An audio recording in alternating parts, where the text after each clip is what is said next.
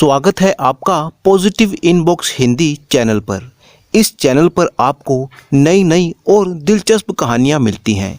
अगर आप पहली बार इस चैनल पर आए हैं तो चैनल को सब्सक्राइब कर लीजिए और वीडियो अच्छी लगे तो कमेंट और लाइक करना बिल्कुल मत भूलिएगा।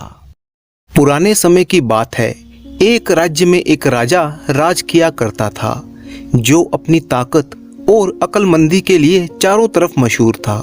राजा के 3 बेटे थे जो अपने पिता की तरह बहुत ही लायक थे। वे बहादुर, चतुर, सुंदर और बहुत ही अक्लमंद थे।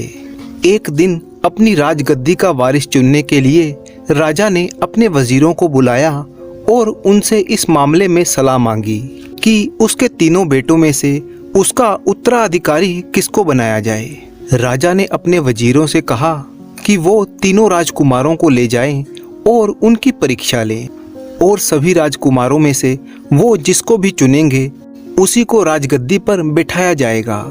इसी तरह से कुछ दिन बीत गए। फिर सभी वजीर अपने जवाब लेकर राजा के पास हाजिर हुए। राजा के वजीर ने कहा, महाराज, आपकी राजगद्दी का वारिस चुनने के लिए हम कुछ कहने आए हैं। अगर आप गुस्सा ना हो तो हम कुछ कहें। राजा की आज्ञा पाने के बाद उन्होंने कहा, महाराज, आप अपने 3 राजकुमारों को बाहर की दुनिया यानी विदेशों में जाकर व्यापार करने के लिए कहें। जो कोई भी राजकुमार सबसे ज़्यादा पैसा कमाकर लौटे उसी को राज्य का वारिस बनाया जाए। ये कहकर बाकी सभी वजीरों ने भी हाँ में हाँ मिलाई। यही उन सब का फैसला था। राजा ने भी कहा, ठीक है, ऐसा ही होगा। और फिर राजा ने अपना फैसला अपने 3 राजकुमारों को बता दिया। राजकुमारों की यात्रा की तैयारियां कर दी गई। विदेश जाने के लिए समुद्र के जहाज पर चढ़ने के लिए एक समुद्र के किनारे पर इकट्ठा हुए। जब वे अपनी अपनी जगह जहां उनको जाना था वहां पहुंच गए, तब वे एक दूसरे से अलग हो गए। एक भाई एक दिशा में चला गया, दूसरा भाई दूसरी दिशा में चला गया और तीसरा भाई तीसरी दिशा में चला गया। पर जाने से पहले उन्होंने एक निश्चित समय पर उसी जगह पर मिलने का वायदा किया जहां से वे अलग हुए थे। दोनों बड़े भाइयों ने अपने पैसे से खूब व्यापार किया और खूब पैसा कमाया और तीसरा भाई वहीं पर समुद्र के किनारे घूमता रहा। वह कभी यहाँ अपना डेरा डाल लेता तो कभी वहाँ अपना डेरा डाल लेता, जैसा भी उसको अच्छा लगता था। वो बस यही सोचता रहता कि वह अपने पैसों का क्या करे। एक दिन की बात है, उस राजकुमार को एक साधु मिल गया। वह साधु उसके साथ 3 दिन तक ठहरा। राजकुमार ने बड़े ही प्रेम और इज्जत के साथ उसको अपने डेरे में ठहराया। साधु राजकुमार की खातिरदारी से इतना प्रभावित हुआ कि उसने सोचा कि बदले में इसको कुछ इनाम देना चाहिए। साधु बोला, मैं तुम्हारे सरल स्वभाव और भलाई से बहुत ही खुश हूँ। तुम मुझे अपना नाम बताओ और ये भी बताओ कि तुम कहाँ से आए हो और कहाँ जा रहे हो। राजकुमार ने उसको सब कुछ बता दिया तो वह बोला, मैं समझ गया। तुम यहीं पर रुको, यहाँ से आगे कहीं मत जाना जब तक तुम्हारे भाई लोग यहाँ नहीं आ जाते। तुम अपने नौकरों को शहर भेजकर जितनी मक्की खरीद सकते हो खरीदने के लिए बोल दो और जब वह मक्की लेकर आए तो उनमें से कुछ मक्की रोज समुद्र में फेंकते रहना जब तक कि वो पूरी खत्म ना हो जाए। उसके बाद तुम कुछ समय तक इंतजार करना, तुमको बहुत सारी पैदावार हाथ लगेगी। ऐसा कहकर और आशीर्वाद देकर साधु वहां से चला गया। राजकुमार ने उस साधु के कहे अनुसार ही किया।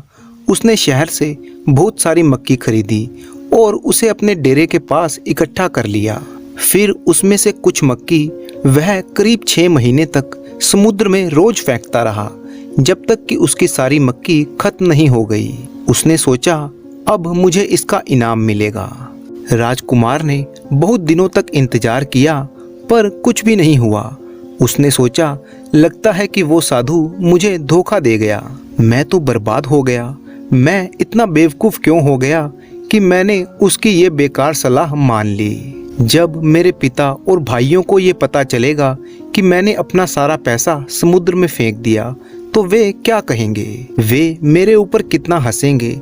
मैं तो उनको कभी अपना चेहरा दिखाने के लायक भी नहीं रह गया। उफ, अब मुझे किसी दूसरे देश चले जाना चाहिए। परसों मैं ये जगह छोड़कर किसी और देश चला जाऊंगा।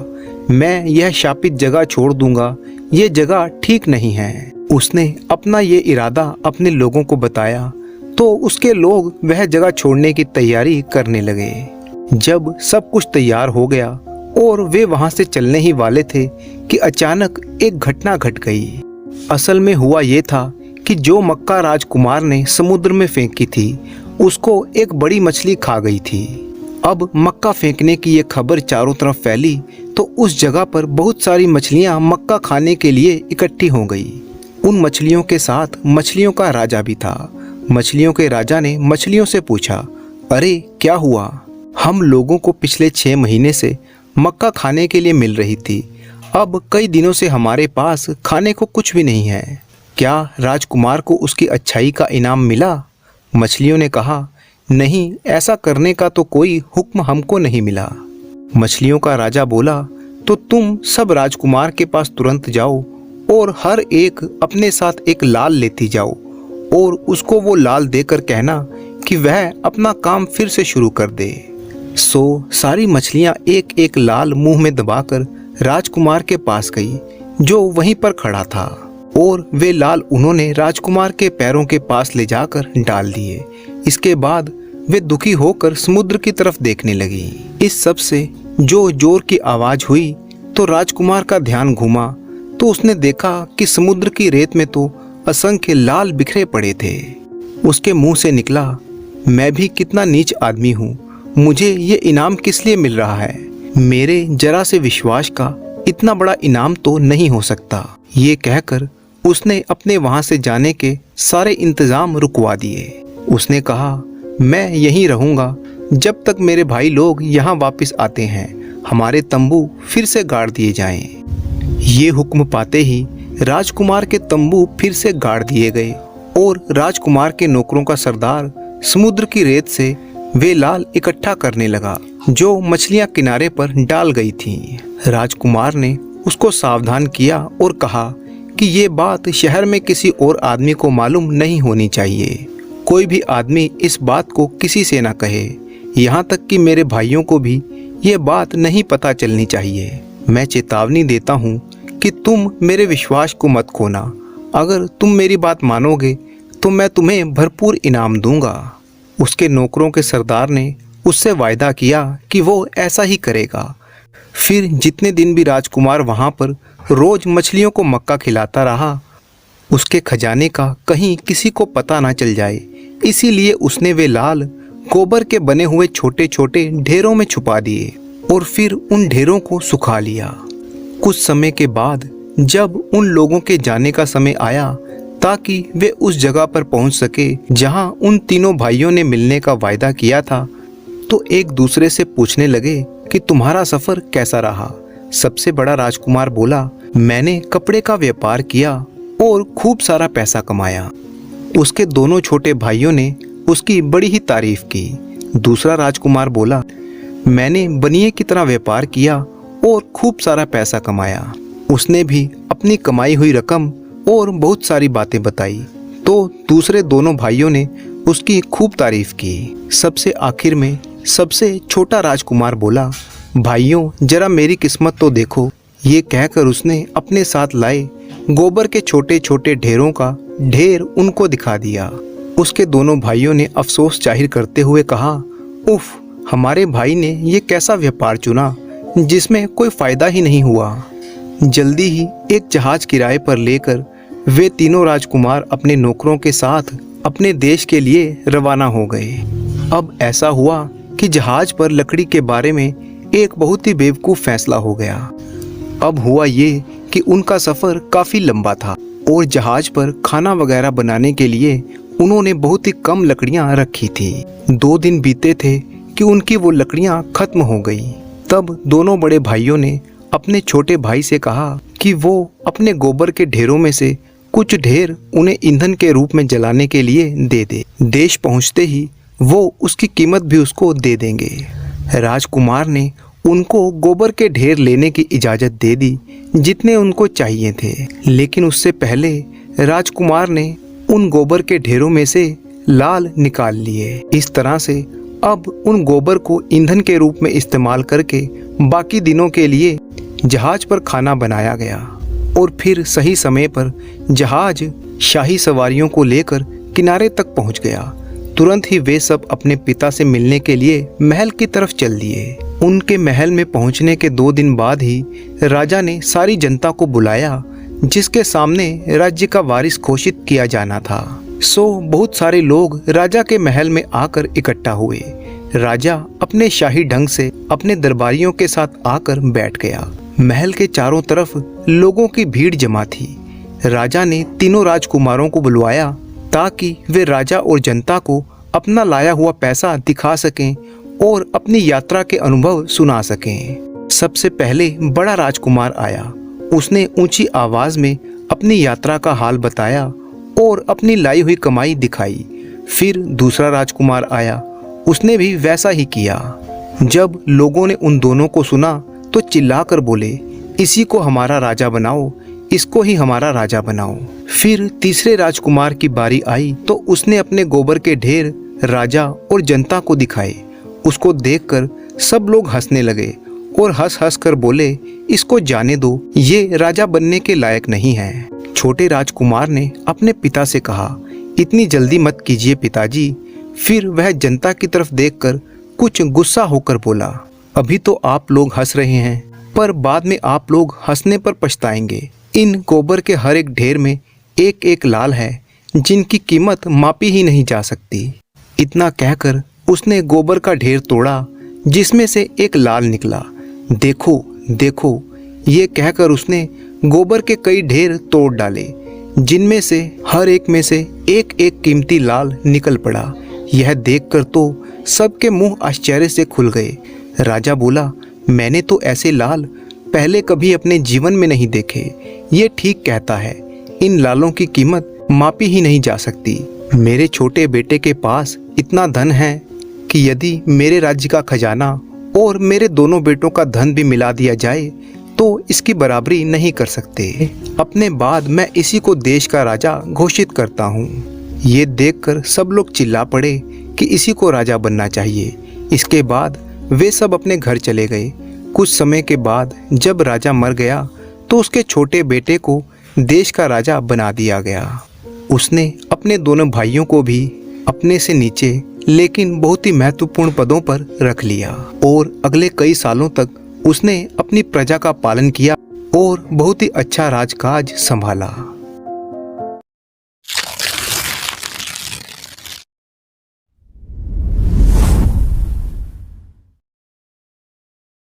बात बहुत ही पुरानी है, जब राजस्थान के बाजपुर नगर में सेठ भोलानाथ रहता था।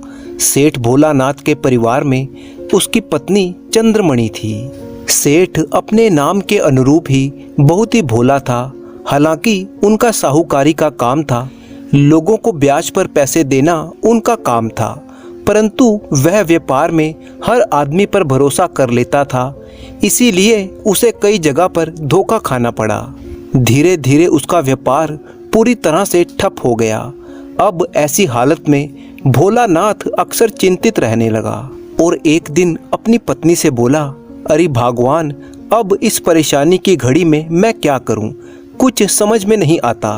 ब्याज का धंधा तो अब चौपट हो गया है, लोगों ने रकम लेकर वापस ही नहीं लौटाई। सेठानी बहुत ही अक्लमंद थी। उसने सेठ से कहा, इस तरह से बैठे बैठे तो जेवर और हवेली भी बिक जाएंगे। आपको कोई नया धंधा जमाना चाहिए जिसमें पूंजी कम लगे और मुनाफा ज़्यादा हो। बात तो तुम्हारी ठीक है सेठानी। पत्नी की बात मानकर सेठ ने कपड़े का व्यापार शुरू किया, परंतु दुर्भाग्य ने सेठ का साथ नहीं छोड़ा और इसमें भी उसे घाटा ही घाटा रहा। मौके की बात है, उस वर्ष राजस्थान के उस नगर में खूब बारिश हुई। सूखी जमीन की प्यास बुझी तो कई बरसों से सूखे पड़े खेतों में भी बीज फूट पड़े। फल और सब्जियों से बेलें लदफद गई। तब एक दिन सेठानी ने भोलानाथ से कहा, तुम खेतों में जाकर थोक के भाव से सब्जियां खरीद लो, फिर मंडी में बैठकर उनकी दुकान लगा लो। भगवान ने चाहा तो अच्छा मुनाफा हो जाएगा। भली मानस मैं बनिए का बेटा हूँ, कोई माली की औलाद नहीं हूँ। आज सब्जियाँ बेचने को कहती हो तो कल सब्जियाँ बोने को कहोगी। मुझे नहीं लगानी सब्जियों की कोई दुकान। ऐसा ना कहो जी, कोई काम छोटा बड़ा नहीं होता। हाँ, अकल अवश्य बड़ी होती है। सोना चांदी बेचो या सब्जियाँ, बात एक ही है। होशियारी से धंधा करोगे तो सब्जियाँ भी मुनाफा उगलेंगी। आखिरकार सेठ को अपनी पत्नी की बात माननी ही पड़ी। तू नहीं मानती तो मैं ये भी करके देख लेता हूँ। अगले दिन जब मंडी के चौराहे पर सेठ भोलानाथ ने अपनी दुकान लगा दी, तब पत्नी ने उसे सलाह दी, सुनो जी, उधार के चक्कर में बिल्कुल मत पड़ना। पूरे दिन सेठ की अच्छी बिक्री हुई। सेठ सोचने लगा, ये काम तो बड़ा ही अच्छा है। शाम हुई, केवल थोड़ा सा माल ही बचा था। तभी 3 औरतें सेठ के पास आईं और बोली, हम तीनों को 5-5 सेर ककड़ी दे दो। अभी दे देता हूँ। भोलानाथ ककड़ी तोलने में लग गया। चारों ने बड़ी चादरों में ककड़ी को बांध लिया। जब वे गठरियां उठाकर चलने लगी तो सेठ बोला, देवियों, मेरे पैसे तो देती जाओ। अभी हमारे पास पैसे नहीं हैं, कल सुबह हमारे घर पर आकर पैसे ले जाना। मैं तुम तीनों को पहचानता नहीं और ना ही मुझे तुम लोगों के घर का पता है। मैं पैसे किससे लूँगा? अरे बड़े ही जिद्दी हो तुम। हम भले घर की बहुएं हैं, क्या तुम्हें हम पर एतबार नहीं है? ओ भले घर की बहुओं, अपना पता ठिकाना तो बताओ कि तुम्हारा घर कहाँ पर है। पहली ने कहा, तो सुनो, हाथ में घर सो मेरा घर। दूसरी ने कहा, खुशबू में घर सो मेरा घर। तीसरी ने कहा, घर में घर सो मेरा घर। ये कहकर तीनों वहाँ से चल दी। भोलानाथ बेचारा हक्का बक्का सा खड़ा उन्हें देखता रह गया। वह मन ही मन में सोच रहा था, अगर कोई मर्द होता तो दौड़कर इनका हाथ पकड़कर जबरदस्ती पैसे वसूल कर लेता, परंतु बीच बाजार में इन औरतों से क्या कहूँ। बेचारा सेठ मन मसोस कर रह गया। शाम को जब वो अपने घर पहुंचा तो पत्नी ने पूछा, लाभ तो तुम्हें अच्छा ही हुआ होगा, कहो धंधे में मन लगा या नहीं? मन तो खूब लगा सेठानी, पर एक गड़बड़ हो गई। दिन भर तो मैंने माल नगद बेचा, पर शाम ढलते ढलते तेरी जैसी 3-4 चतुर चालाक औरतों ने मुझे ठग लिया। वो कैसे? 3 औरतों ने 5-5 सेर ककड़ी मुझसे खरीदी और गठरियों में बांधकर चलती बनी। तीनों से मैंने उनके पते ठिकाने पूछे तो वो तीनों बारी बारी से बोली, हाथ में घर सो मेरा घर, खुशबू में घर सो मेरा घर, घर में घर सो मेरा घर। अच्छा, तो उन्होंने ऐसा कहा? भगवान, मेरी समझ में तो उनकी बातें नहीं आई, तेरी समझ में कुछ आया है तो बता। वे तीनों औरतें चतुर और चालाक थी। उन्होंने तुम्हें अपने घरों का सही सही पता बताया है। समझने वाले की बुद्धि ना हो तो भला वो कैसे समझेगा। सुनिए, हाथ में घर का अर्थ मेहंदी से है। मेहंदी हाथ में लगाई जाती है, इसलिए जिस घर के आंगन में मेहंदी का झाड़ हो वो पहली स्त्री का घर है। इसी प्रकार खुशबू में घर मेरा घर कहने वाली स्त्री के घर में चमेली का पेड़ लगा होगा। चमेली का फूल खुशबूदार होता है, इसीलिए दूसरी स्त्री ने खुशबू में घर सो मेरा घर कहा। इसी प्रकार जिसके घर में नारियल का पेड़ खड़ा हो वह तीसरी स्त्री का घर है, क्योंकि नारियल की बनावट ऐसी ही होती है कि छिलका तोड़ने के बाद उसकी गरी हाथ लगती है। घर के भीतर घर का अर्थ नारियल से है। तू तो बड़ी ही पंडित निकली सेठानी। अगर ये तीनों घर के पते सही निकले तो मैं व्यापार करना छोड़ दूंगा। पुरुषों में अगर अकल होती तो घर में बैठकर राज करते। समझ की कमी होने के कारण से ही मर्द घर से बाहर ठोकरें खाता है और औरतें घर में बैठकर राज करती हैं। अगले दिन सुबह ही सेठ तीनों स्त्रियों को ढूंढने के लिए निकल पड़ा। जल्दी ही उसे पहली स्त्री का घर मिल गया, जिसके घर के बाहर मेहंदी का झाड़ था। उस औरत ने सेठ को पैसे दिए और कहा, लो लक्ष्मी के घर लक्ष्मी। दूसरी स्त्री का घर खोजने में भी सेठ को ज़्यादा मुश्किल नहीं हुई। उसे वो घर मिल ही गया जहाँ चमेली का पौधा लगा था। दूसरी स्त्री ने भी जब सेठ को पैसे दिए तो बोली, लो लक्ष्मी के घर लक्ष्मी। तीसरी स्त्री जिसके घर में नारियल का पेड़ था उसने भी सेठ को पैसे देते हुए यही कहा, लो लक्ष्मी के घर लक्ष्मी। तीनों से पैसे लेकर सेठ हवेली वापस पहुंच गया। तब सेठानी ने कहा, कहो तीनों से उधार वापस ले आए? हाँ भगवान, तू जीती और मैं हारा, पर एक बात उन तीनों की आज फिर से मुझे समझ में नहीं आई। कौन सी बात जो तुम्हें समझ में नहीं आई? मैं तुम्हें समझाती हूँ। तीनों औरतों ने मुझे पैसे देते हुए एक ही बात कही थी, लो लक्ष्मी के घर लक्ष्मी। मैं तो कुछ समझा नहीं, उनकी बात मेरी समझ में नहीं आई। तेरी समझ में आई तो बता दे। सुनो मेरे भोले स्वामी, मैं तुम्हारे घर की लक्ष्मी हूँ और अब मेरे हाथ में भी ये लक्ष्मी है जो तुम उन तीनों औरतों से लेकर आए हो। तीनों घरों से पैसे मेरी सूझबूझ से ही आए हैं, इसीलिए तीनों स्त्रियों ने पैसे देते हुए कहा, लो लक्ष्मी के घर लक्ष्मी। हे मेरी लक्ष्मी देवी, भला उन तीनों को कैसे मालूम पड़ा कि तेरी सूझबूझ से ही पैसे मुझे मिले हैं? जरा बता तो सही। अगर तुम में समझ होती तो कल बाजार में पहले ही उन तीनों औरतों से पैसे लेते, फिर उन्हें सब्जी की गठरियां उठाने देते।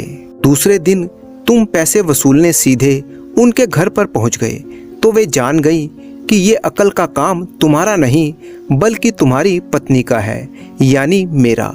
इसीलिए उन तीनों ने पैसे देते हुए कहा कि लो लक्ष्मी के घर लक्ष्मी। ओह, तो ये बात थी। अब तो मान गए ना मेरी बुद्धिमानी का लोहा। हाँ भाग्यवान, तू वास्तव में ही मेरे घर की लक्ष्मी है। इसके पश्चात सेठ जी ने सेठानी की सलाह मशवरे पर चलकर व्यापार में खूब धन कमाया और एक बार फिर से उन लोगों के अच्छे दिन आ गए और वे बड़ी ही खुशी से अपना जीवन बिताने लगे।